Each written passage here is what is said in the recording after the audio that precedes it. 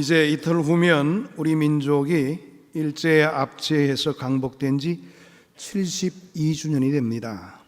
그리고 우리 대한민국이 건국된 지 69년이 되는 그런 해이기도 하죠. 건국이라 그러니까 많은 분들 가운데서 또 건국이라 할 수 있나 이런 분들이 계시는 것 같아요. 일부에서는 1948년도의 건국을 부정하고자 하는 그런 무리들도 있습니다. 그래서 임시정부 때를 건국의 시기로 삼아야 되지 않는가 그렇게 주장하는데요. 조금 맞지 않는 부분이 있지 않는가 생각을 해봅니다. 임시정부 때는 그 나라가 없었잖아요. 나라가 빼앗긴 상태에 있는데 우리가 일반적으로 국가라 그럴 때는 나라가 있어야 되고 그리고 국민이 있어야 되고 주권이 있어야 됩니다. 근데 나라도 주권도 없는 그 당시를 어떻게 건국이라고 말할 수가 있는가 하는 점입니다. 그런 측면에서 바라본다면 우리가 무조건 다 과거의 일들을 부정적으로만 생각하게 되면 우리의 현실의 기반이 무너질 수도 있다는 점들을 좀 생각해 볼 필요가 있을 것 같아요. 그런데 우리 대한민국의 역사에 대한 부분들을 부정적으로 생각하는 분들은 계속적으로 그런 이야기를 하심으로 통해서 자꾸 국론을 흐트러 놓으려는 그런 잘못들을 범하는 것 같습니다. 여하튼 간에 우리나라의 정체성을 살리는 일이야말로 굉장히 중요한 일이죠. 정체성이 명확해야지 나라를 사랑하게 되어 있고 나라를 부정적으로 생각하지 않죠. 요즘 젊은이들 가운데서는 헬조선이라 이렇게 우리나라를 부르는 사람도 있습니다. 지옥 같은 한국이라는 뜻입니다. 정말 우리나라가 지옥 같습니까? 자기가 취업이 잘 안 되고 어렵다 보니까 자기 눈에 보이는 것이 지옥 같다고 그래서 마음대로 지옥 같아 이렇게 평가하기는 좀 잘못된 생각들이 있는 것이지요. 자, 오늘 나라의 평안과 번영이 없으면요, 우리 개인의 삶도 보장될 수 없다는 사실에 대해서 우리가 깊이 있게 생각을 해야 될 겁니다. 그래서 우리 각자 대한민국 국민으로서 또 그리스도인으로서 나라를 위해서 많이 기도하고 또 충성해야 될 우리의 본분이 있다는 것을 놓쳐서는 안 될 것입니다. 이 본문의 말씀은 다윗의 시편으로 알려져 있죠. 구약 이스라엘 역사를 보게 되면 다윗 왕 시대가 가장 전성기를 이룬 시대였습니다.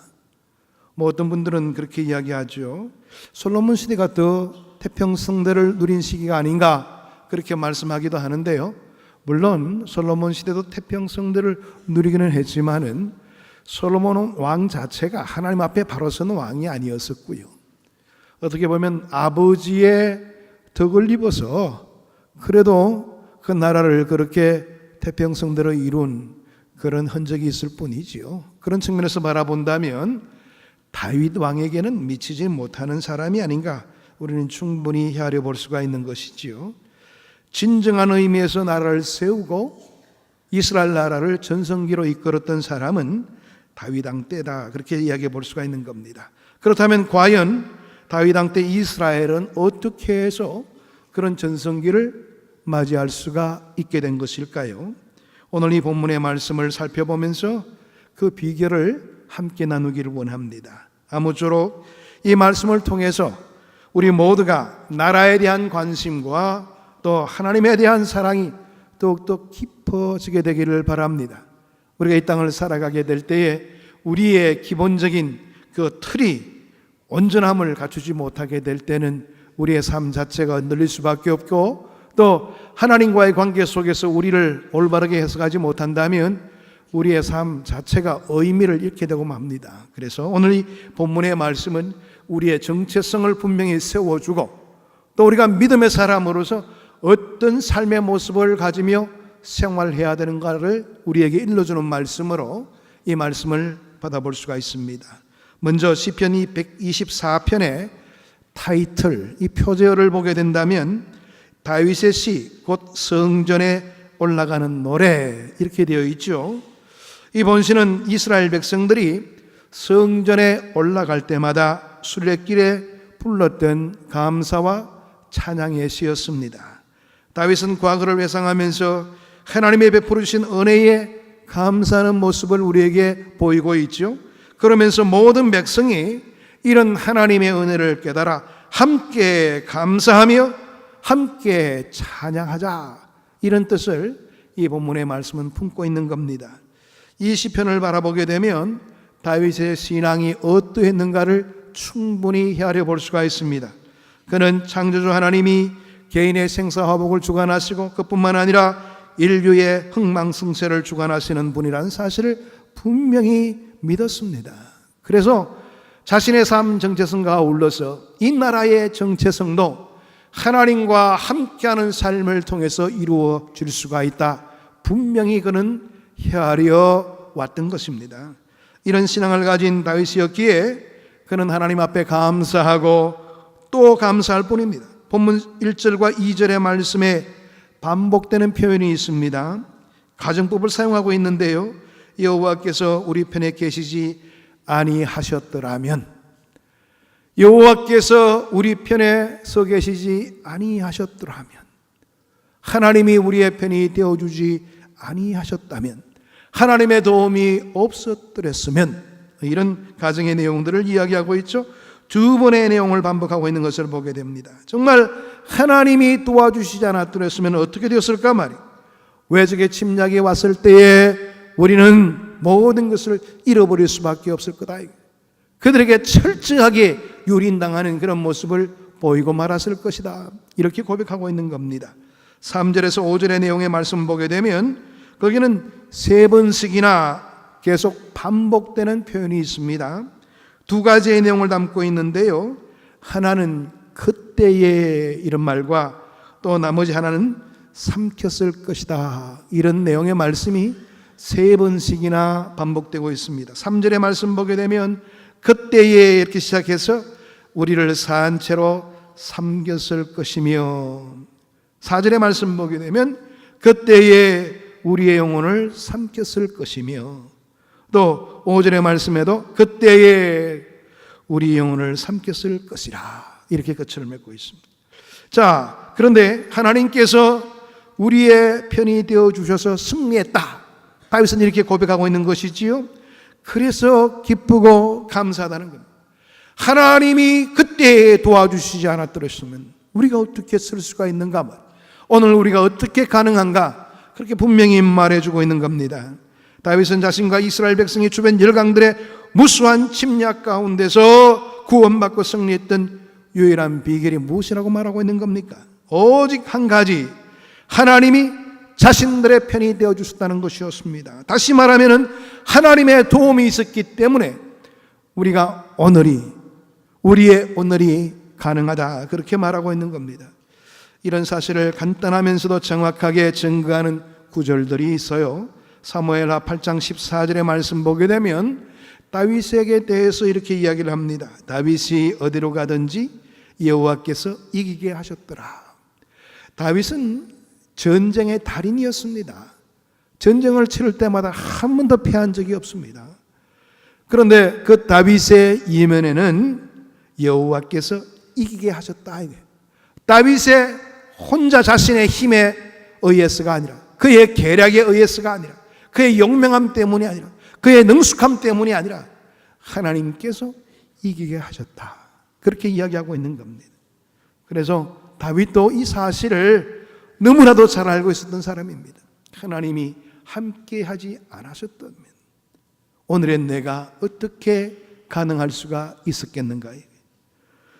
우리나라와 이스라엘을 비교해 보면 유사점이 굉장히 많이 있습니다. 우리나라와 이스라엘 나라는 작은 나라지요. 그리고 역사 속에서 보게 되면 무수히 많은 침략을 받았던 나라입니다. 역사학자들에 의하면 대략 700회의 외침이 있었다, 그렇게 이야기하는데요. 그래서 이스라엘 나라도 또 우리나라도 평화를 갈망합니다. 우리가 그 내용을 인사법 보게 되면 다 알 수가 있죠. 이스라엘은 어떻게 인사합니까? 샬롬, 이렇게 인사합니다. 이게 뭐냐니까 평안하시길 바랍니다. 하나님의 평안이 있기를 원합니다, 이런 뜻입니다. 우리 한국은 뭡니까? 안녕하십니까? 안녕하십니까? 사실 보게 되면 안녕이라는 말도 평안이라는 말입니다. 별일 없으시지요? 어려움 없으시지요? 마음의 안정을 이룰 수가 있죠. 몸에 별 이상이 없으시지요? 그런 인사의 내용이지요. 사실 안녕하다는 그 말은 워낙 침략을 많이 당하다 보니까 하루아침에 어떻게 되는 경우가 많아서요. 어제는 괜찮았습니까? 오늘도 괜찮으시지요? 이런 뜻으로 물어보고 있는 겁니다. 세계 역사상 이 정도의 외침을 겪어도 살아있는 나라 흔치 않습니다. 그래서 많은 역사학자들은 이스라엘과 이 대한민국밖에 없을 것이다, 이렇게 이야기를 합니다. 그럴 수 있었던 이유가 과연 무엇이겠습니까? 특별히 유능하고 강인한 능력을 가진 민족이라서 그렇습니까? 그렇지는 않지요. 하나님이 은혜를 베풀어 주셨기 때문에 그렇습니다. 여러분, 오늘 우리나라가 어떻게 보면 역사상 가장 부강하게 쓸 수 있는 그런 시기를 맞이하고 있다고 그러죠. 그렇게 된 동기 속에는 바로 기독교의 역할이 참 강하다는 것 아십니까?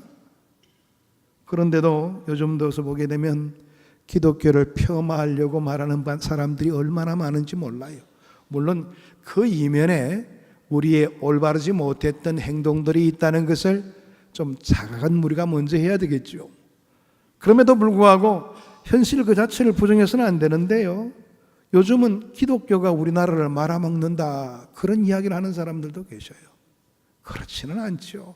물론 몇몇 사람들이 자꾸 이 기독교이면서도 중요한 안 좋은 일에 관여하다 보니까 그런 이야기를 자주 하는 경우가 있는데요. 참 안타까운 현실입니다. 우리 믿음의 사람들이 더욱더 깨어 있어야 될 것인데, 그러나 기독교가 오늘 이 한국을 이끈 주체였다는 것을 우리가 부정해서는 안 될 것입니다. 여러분, 8.15 강복만 해도요, 한번 생각해 보시기 바랍니다. 누구의 힘으로 얻은 강복입니까? 예? 그 당시에 소위 말하면 인텔리에 해당되는 껴있는 그런 사람들은 이렇게 광복이 빨리 올 줄 몰랐다, 그렇게 이야기했습니다.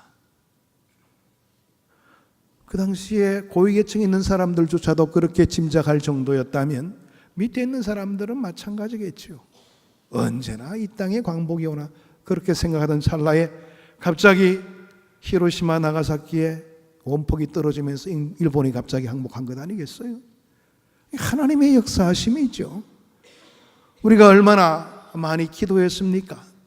정말 교회가 이 강복을 위해서 얼마나 많이 노력했습니까? 그런 모든 기도와 관심들이 헛사로 돌아가지 않고 하나님이 응답해 주셨다 볼 수가 있습니다.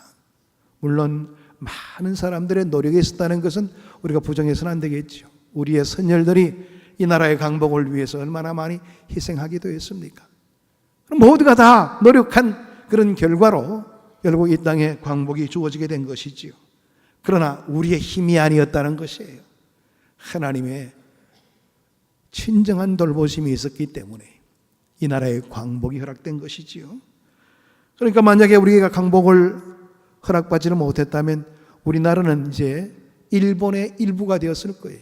아마 여러분들도 아마 다 일본 말을 해야 됐을 것이고, 우리 한국이라는 것은 이제는 지구상에 찾아볼 수 없는 그런 나라가 되고 말았을 겁니다. 그런데 하나님께서 이 나라를 사랑해 주심으로 광복을 허락해 주셨죠.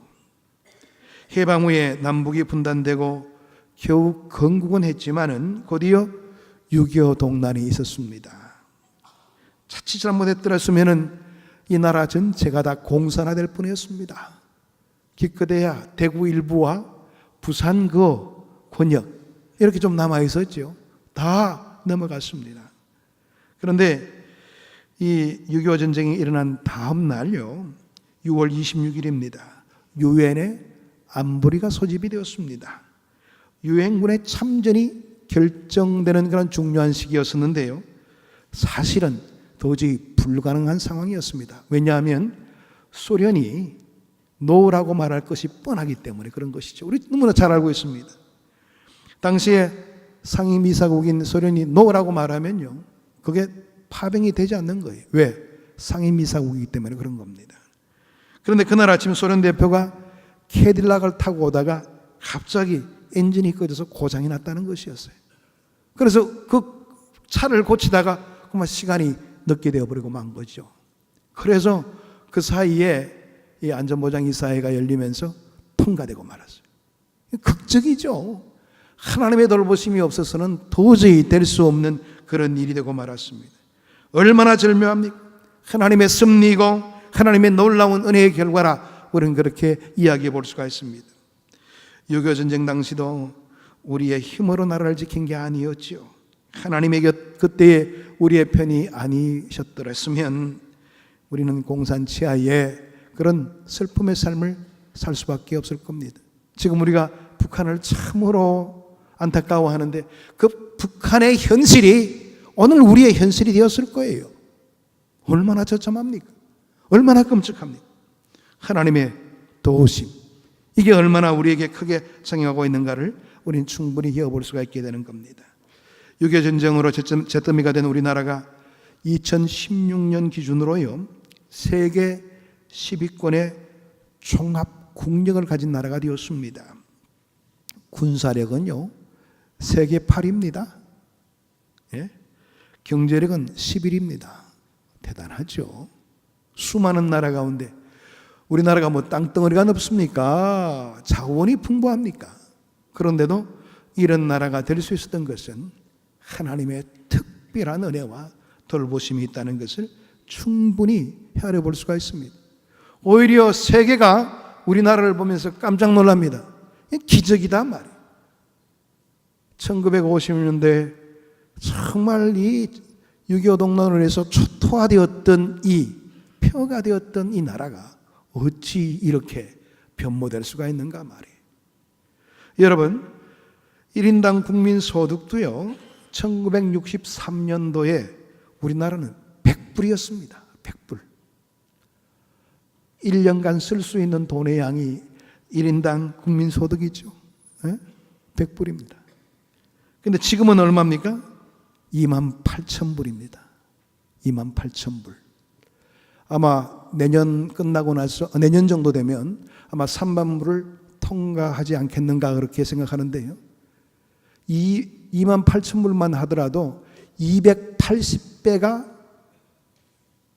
증가하게 된 거예요. 엄청난 거 아니겠어요? 정말 기적적인 역사죠. 수십 년 전에 우리의 모습이 이토록 비참한 현실에서 이렇게 변화된 모습으로 바뀌게 된 그 모든 일에 우리의 힘의 결과라 이렇게 이야기할 수 있는 것만 있을까요? 아닙니다. 하나님의 도우심이 얼마나 큰지 모릅니다. 여러분 다 느끼시지 않습니까? 우리 연세가 많으신 분들은 미군 짬밥병을 뒤져가지고 꿀꿀이죽 먹던 시절 이건 다 기억하실 겁니다.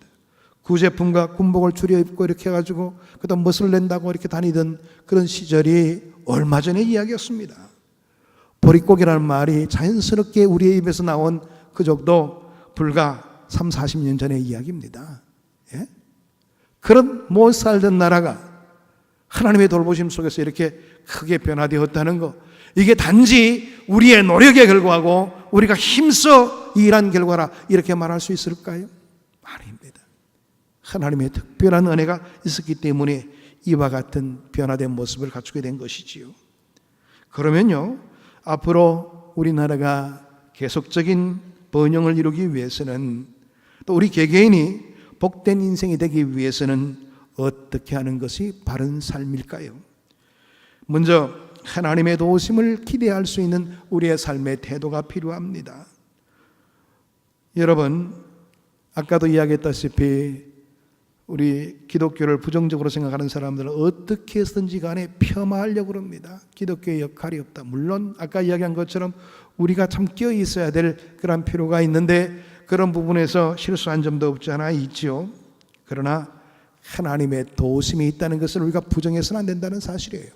그래서 우리가 정작 우리의 현실의 삶 속에서도 계속적으로 하나님의 도우심이 우리의 삶을 통해서 나타날 수 있도록 노력하고 애쓰는 그런 우리의 신앙의 모습들을 갖춰야 된다는 사실입니다. 우리가 인간적으로 노력하는 것도 물론 중요하겠지만은 하나님의 도우심을 의지하며 신앙의 일에 껴있는 우리의 준비된 모습들이 있어야 된다는 겁니다. 다윗이 본문에서 강조하는 바가 바로 이것이죠. 8절의 말씀 보게 되면 우리의 도움은 천지를 지으신 여호와의 이름에 있도다. 우리의 도움은 이 천지 만물을 지으신 여호와의 이름에 있다. 하나님의 이름을 부르며 하나님께 모든 것 의지하며 하나님의 돌보심을 간구하는 삶을 통해서 여전히 하나님의 도움이 우리의 삶 가운데 가능하다는 것을 이야기하고 있는 말씀의 내용입니다. 정말 그렇습니다. 이스라엘 역사 속에서 정확하게 적용되는 공식이 있어요.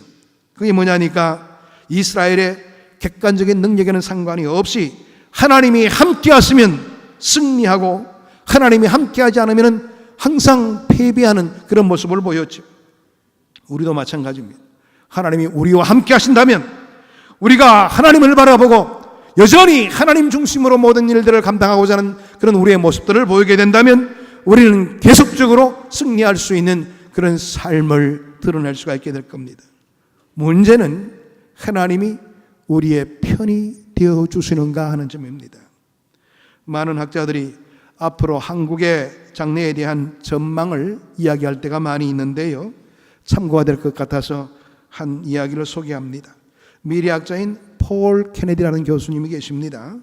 이분은 미 예일대 교수로 생활하시는데요, 또 미래학자이기도 합니다.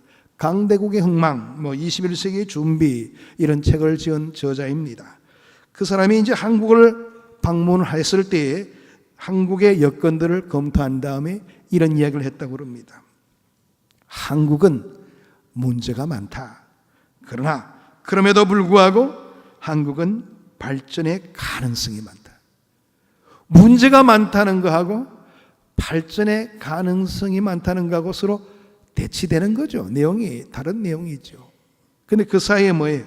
그럼에도 불구하고, 저는 이 그럼에도 불구하고의 그 중요한 요건 속에는 우리 그리스도인들의 신앙이 포함되어 있다고 봅니다.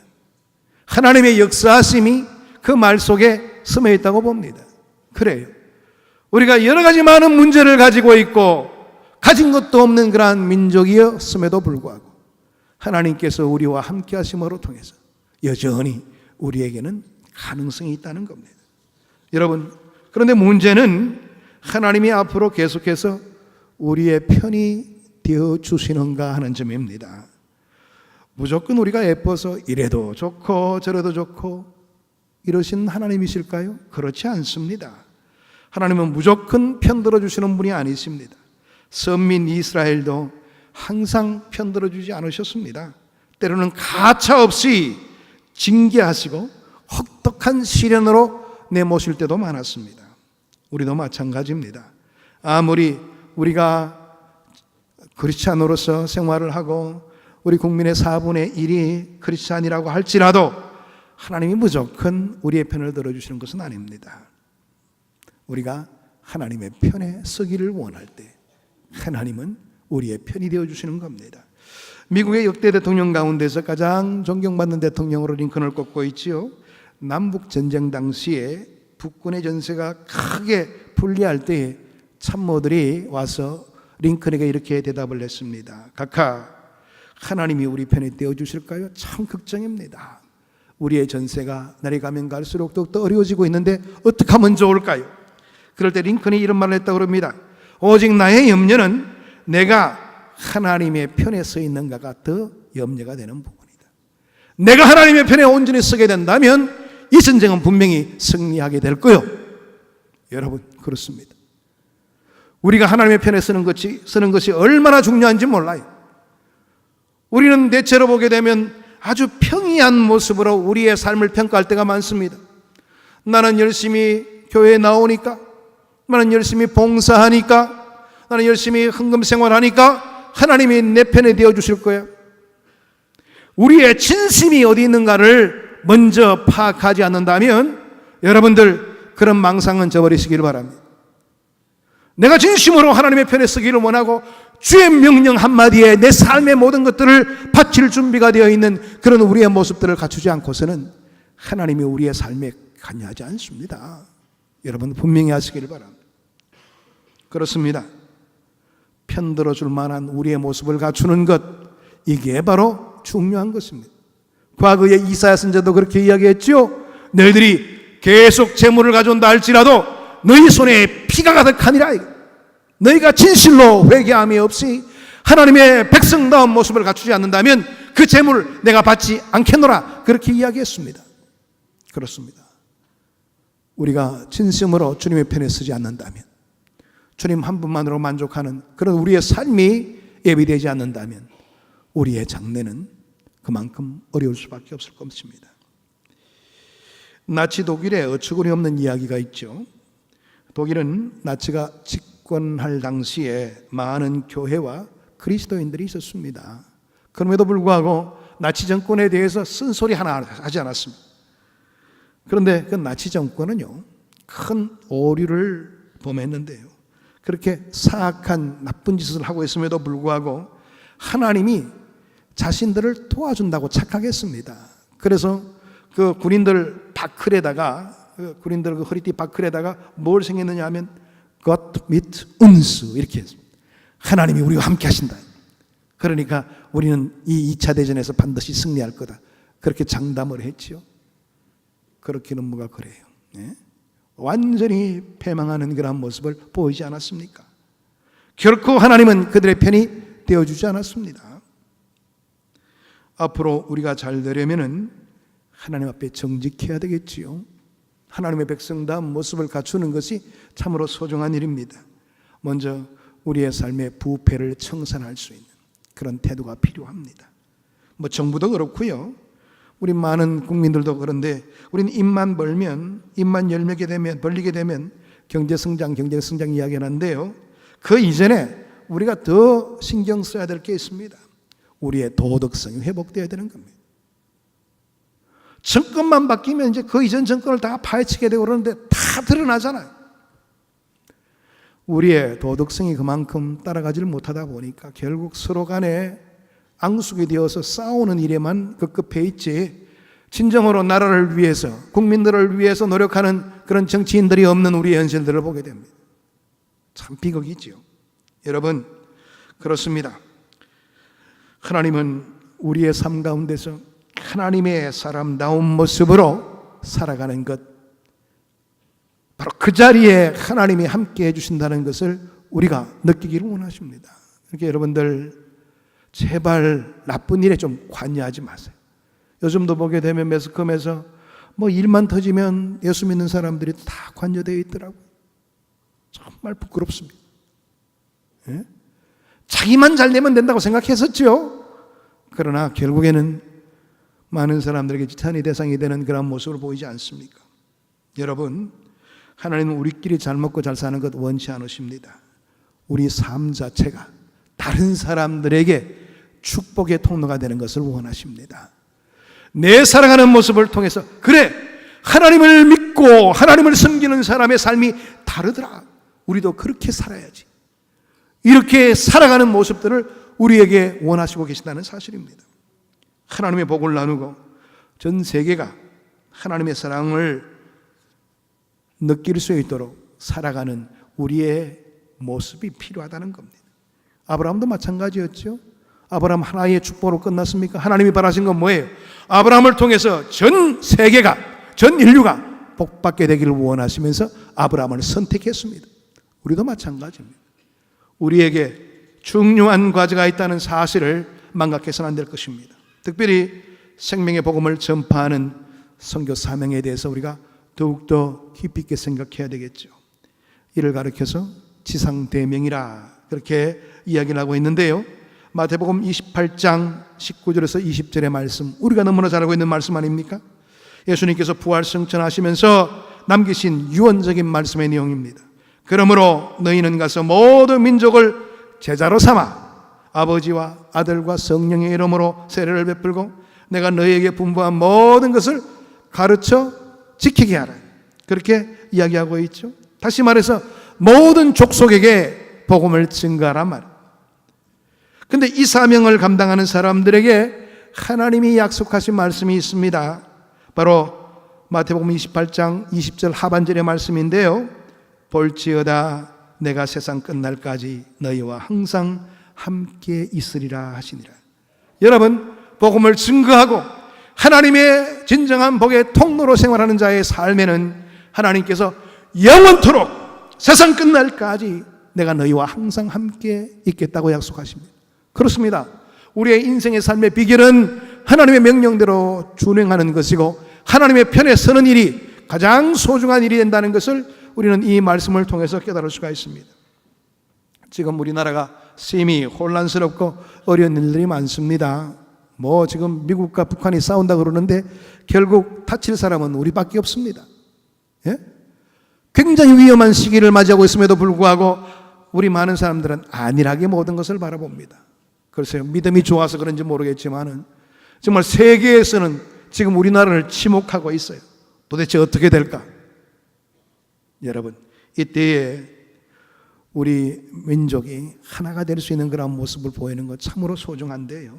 그런데 여전히 국론이 분열되기도 하고 지역 차이가 나타나기도 하고 이념 차이가 나타나기도 하고 계층의 차이가 나타나기도 하고 세대 차이가 그대로 보이고 있는 우리의 현실들이 있는 것을 보게 됩니다. 서로 미워하고 서로 싸우려고 하고 있지, 정말 나라가 똘똘 뭉쳐서 정말 우리가 이렇게 해서는 되겠나만, 이 나라를 구할 수 있는 방법이 뭔가 이렇게 좀 고민할 수 있는 그런 사람들이 많아야 될 것인데 참 눈 씻고 찾아보기 힘든 그런 시대가 되고 말았습니다. 아무쪼록 위정자들도 국민들도 서로 사랑하며 서로 격려해주고 기도하는 관계가 될 수 있도록 우리 믿음의 사람들이 먼저 애써야 되겠지요. 정치인들이 분열로 정치적 이익을 추구하지 말고 국민들을 한 군데 묶는 그런 통합의 리더십이 필요한데요. 참 안타까운 현실들이 우리 눈앞에 벌어지고 있습니다. 이렇게 열악한 조건이 있다 할지라도 우리 믿음의 사람이라도 끼어서 하나님의 편을 서게 된다면 하나님께서 이 나라를 지켜주실 줄로 믿습니다. 우리에게 필요한 것은 우리가 얼마만큼 하나님의 편에 서서 하나님의 뜻대로 모든 것 감당하느냐, 우리 믿음의 사람이라도 그 일에 끼어있자는 겁니다. 그럴 때 분명히 하나님께서 우리의 손을 들어주실 거예요. 그때를 바라보면서 우리에게 허락되어진 과제를 잘 이행할 수 있는 우리 모두가 되기를 원합니다. 하나님이 우리와 함께 하신다면 우리의 삶에는 모든 문제가 해결되어 줄 수가 있습니다. 오늘도 그 하나님을 통하여 우리의 삶의 승리를 이끌 수 있는 우리 모두가 되기를 축복합니다. 기도하겠습니다. 하나님 감사합니다. 주의 말씀으로 우리의 삶을 돌아보게 하시고 진실된 신앙인의 참된 모습이 어떤 것인가를 일깨워 주시니 감사함을 드립니다. 이 말씀 속에 새로운 도전을 받게 하시고 정말 깨어있는 하나님의 백성으로서의 삶을 놓침이 없도록 우리와 함께해 주옵소서. 예수 그리스도 이름으로 기도하옵나이다. 아멘.